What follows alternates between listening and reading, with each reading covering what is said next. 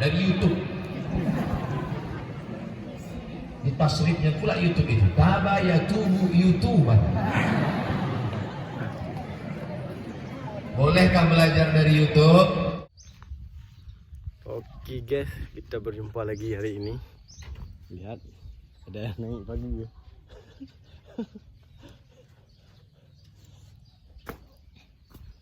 Jadi jalannya dipagar.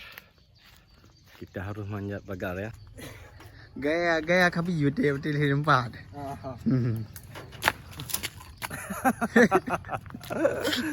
Ya. Ini kami mau dengar tausiah Ustadz Abdul Somad ya. Yang sempat hari Ini jalannya. Ustadz Abdul Somad ya. Ini kami jalannya lewat sawah ya, karena dekat. Tuh ya, akan dekat nih kan. Berapa parkir jauh-jauh belakang rumah udah bisa nih. Ini kondisi jalannya ya. Ini sawahnya. Itu banyak mobil-mobil parkir ya. Ini ada sirsa guys. Nah, ini lijat dan bergiji. Oh. Oke, harinya panas sekali karena tausiahnya cuma 1 jam, dari jam 1 sampai jam 2 ya. Kenapa aku pergi tausiah Ustadz Somad? Karena aku sangat mengidolakan beliau ya. Ini walaupun belum berpenampilan ke anak santri nggak apa-apa lah, yang penting kan dengan tausiahnya aja. Yang penting niatnya bersih, udah bagus tuh. Jadi sekarang kita menuju langsung ke sana. Oke guys, nanti kita lihat ya. Nah, lewat. Ya, lewat lah. Kena lewat ni jalan lah. Hah? Dan bantu lam pantai ni hok dia bawa lengkok. Oh, lengkok lorong ah. Oh, belang eh. Oke, jadi mau cari jalan pintas nggak dapat juga karena ada persawahan ya, melintang dengan sawah. Jadi kita berjalan lewat jalan biasa aja. Nah, di sini ada Bang Nafis. Oh, kena lewat orang. Tunggu jalan. Tunggu. Ya, ini jalannya, jalan setapak.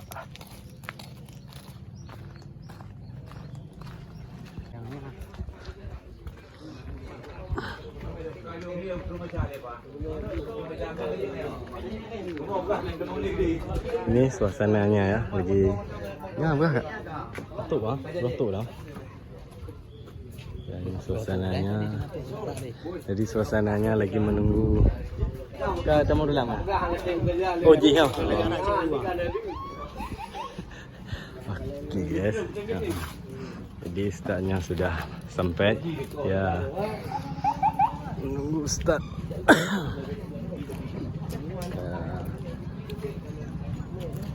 Selamat datang ustaz kami, Ustaz Abdul Somad. Ya.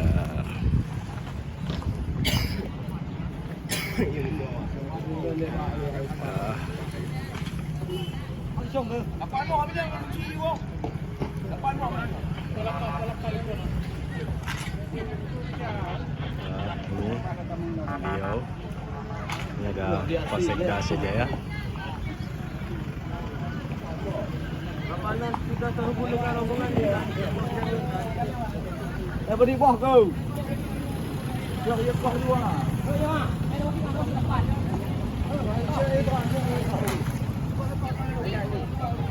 Hei, dalam.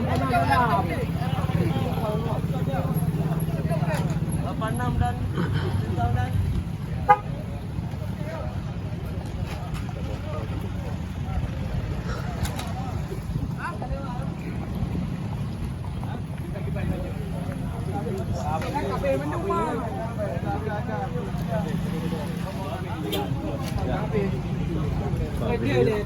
Bang Ya, terima kasih. Hey, ini bang. Ustaz Somad sih ah. Ada yang Alfa tengok.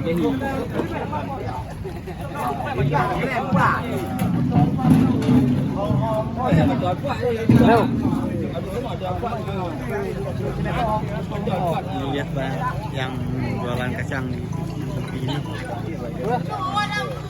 Kita langsung menuju ke museum. Empat keng nanti napi ke dia.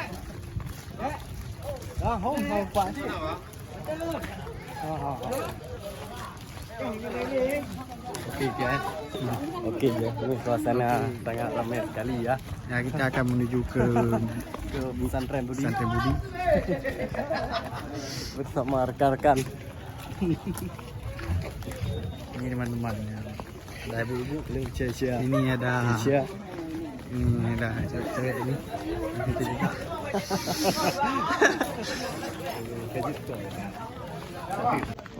Yes, sangat panas ni ya.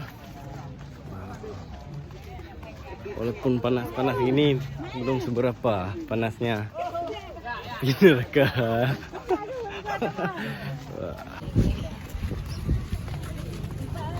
Bukan ada dia. Ha? Bukan.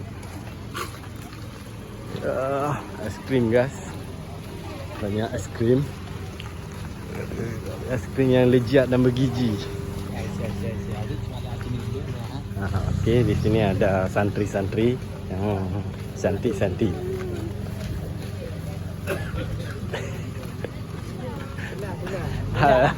Jauh. Ni.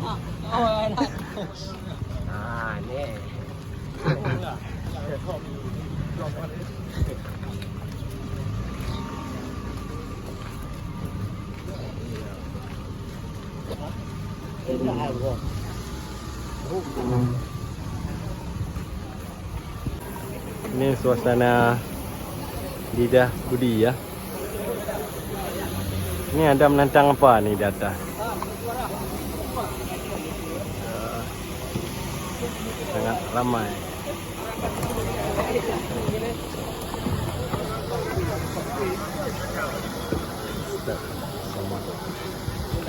Oh, apa lah kena angin tu. Pergi tu. Hai dia tak. Ada yang mendinginkan ya.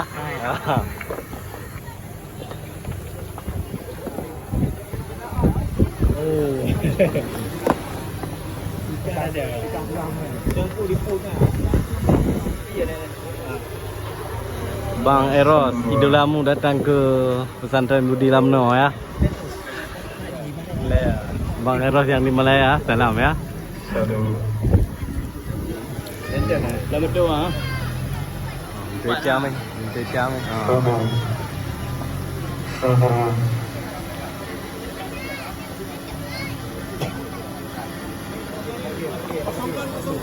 Pergi.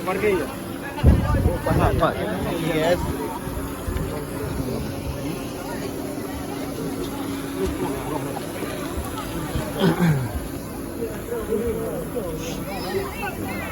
Video macam apa yang video? Video macam apa juga.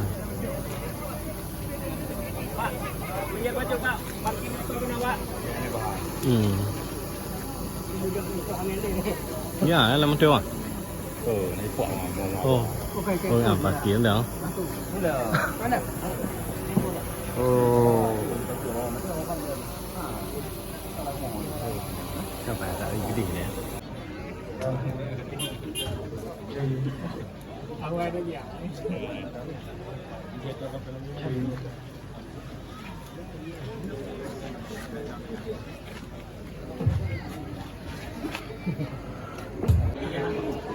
Suasana menunggu Ustaz keluar sungguh ramai.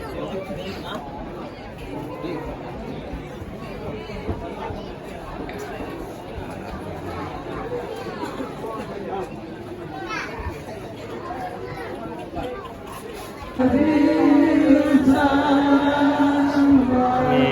berselawat sebelum masuknya Ustaz Somad ya.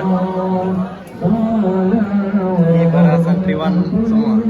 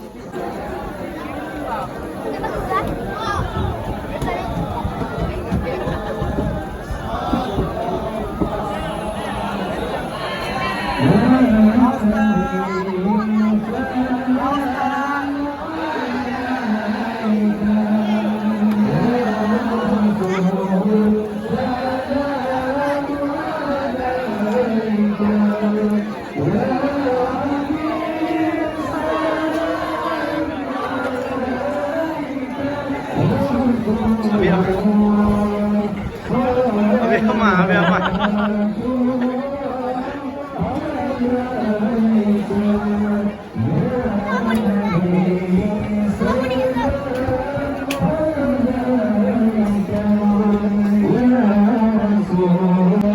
Oke guys, kita sudah melihatnya tadi. Ini sekarang kita masuk ke dalam ya.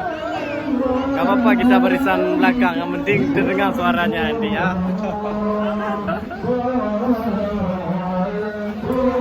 Bahwa Aba pada hari ini dan pada jam ini dan pada detik ini menambah sebuah gelar kepada guru kita Abdul Somad, yaitu gelar Tengku.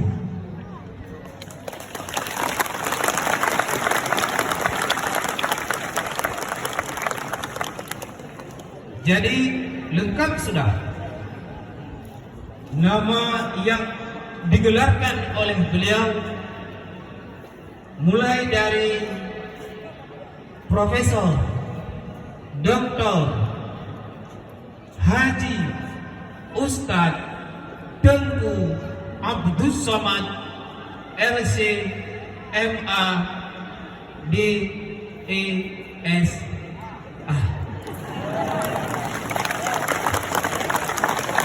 Baiklah, marilah kepada guru kita kami persilahkan untuk memberi tausiah kepada kita beserta penutup doa. Kepada guru kita kami persilahkan.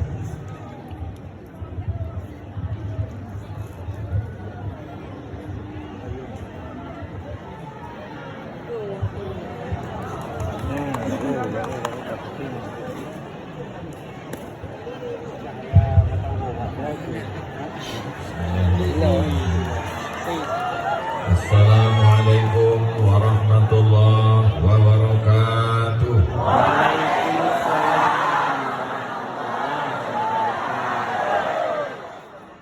Apa kabar semuanya, sehat? Sudah Pak Ibu? Sudah. Mudah-mudahan semuanya selalu istiqomah iman dan Islam. Amin. Hati selalu berzikir mengingat Allah. Senantiasa diberikan curahan rahmat Allah Subhanahu wa taala. Alhamdulillahi rabbil alamin. Wassalatu wassalamu ala asyrafil khalqi ajma'in. Sayyidina wa maulana wa syafi'ina wa zufrina wa qurrati a'yunina Muhammad wa ala alihi wa ashabihi wa man tabi'ahu ila yaumiddin. Subhanaka la ilma lana illa ma 'allamtana innaka antal alimul hakim. Rabbi shrah li sadri wa yassir li amri wa hlul 'uqdatam min lisani yafqahu qawli. Fadilatul Syekh Mudir Ma'had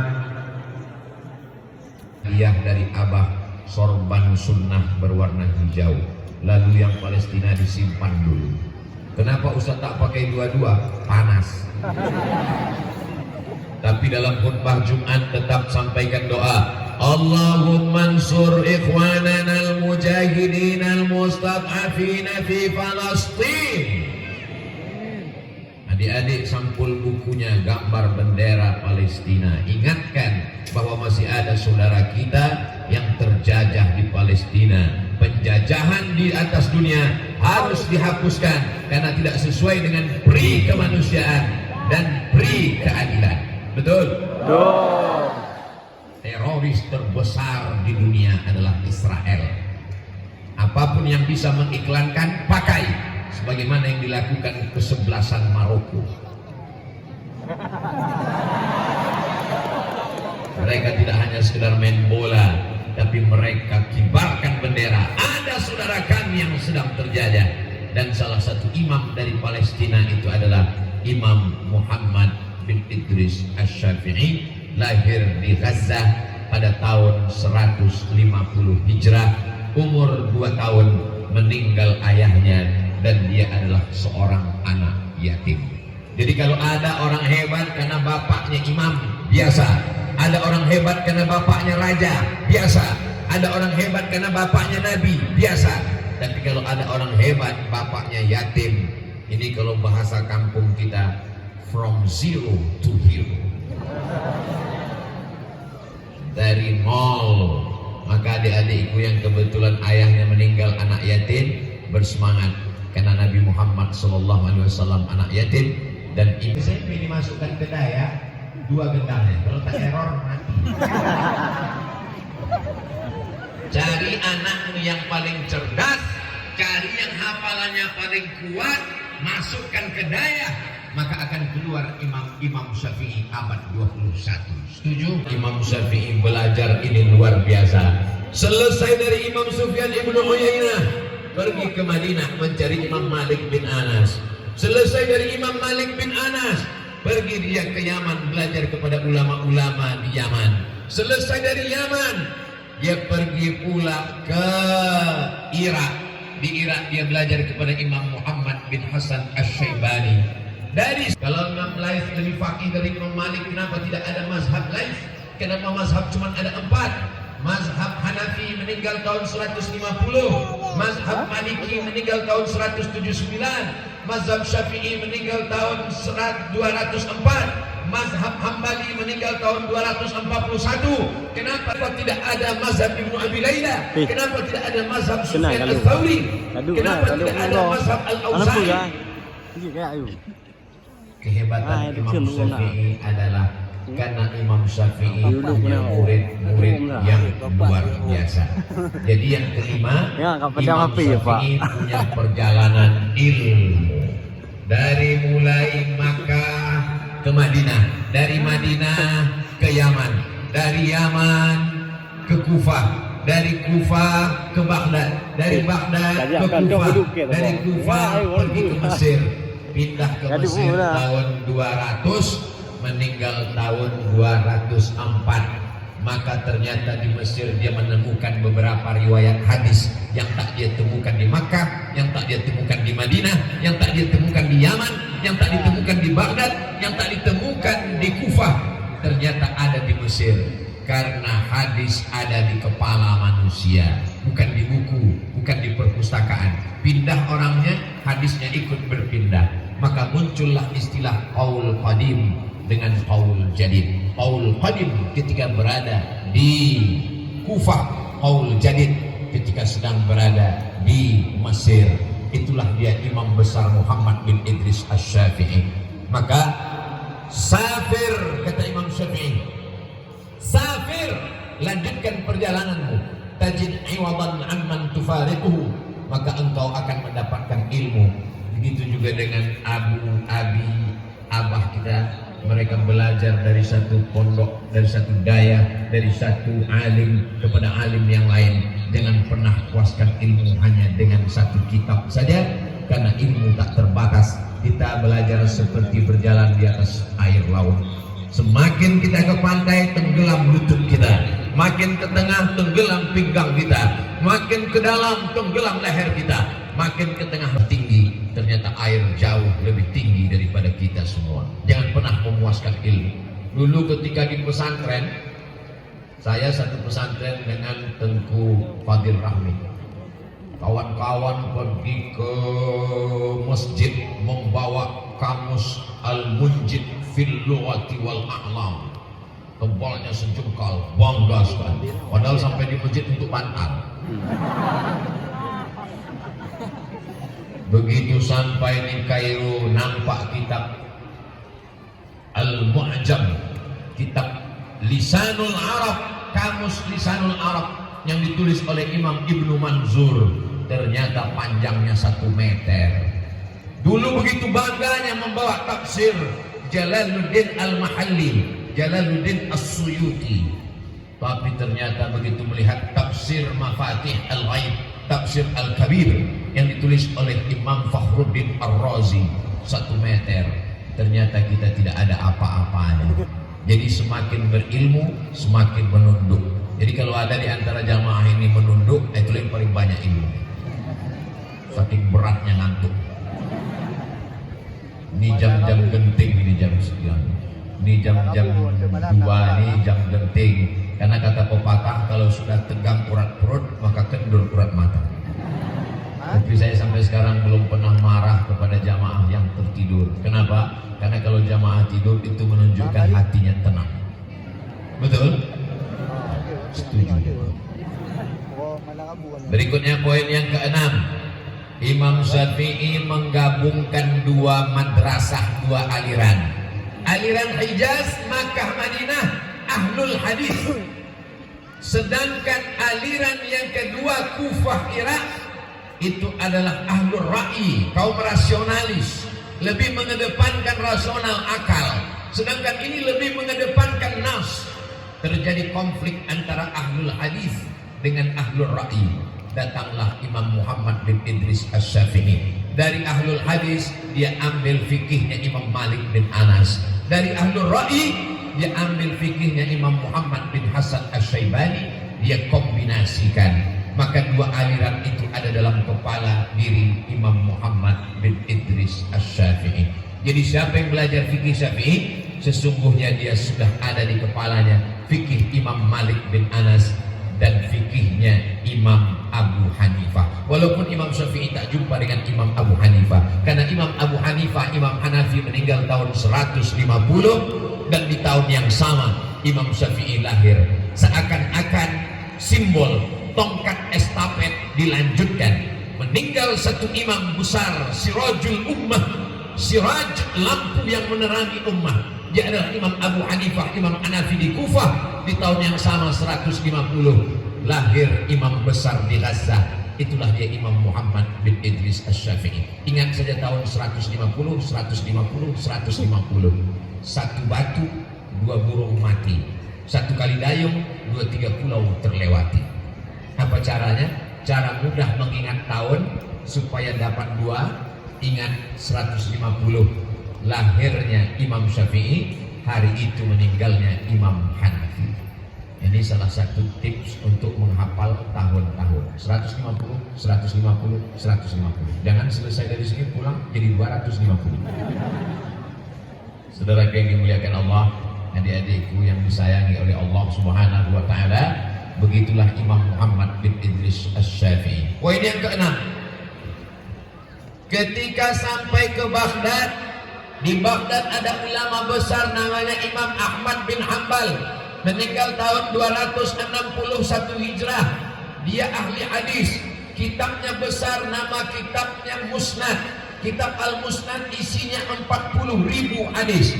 Lebih besar dari Sahih Al-Bukhari, lebih besar dari Sahih Muslim, lebih besar dari Sunan Abi Daud, lebih besar dari Sunan Nasa'i, lebih besar dari Sunan Tirmidzi, lebih besar dari Sunan Ibnu Majah, lebih besar dari Muwatta Malik, lebih besar dari Musnad Ad-Darimi, lebih besar dari Musannaf Ibnu Abi Syaibah, lebih besar dari Musnad At-Tayalisi.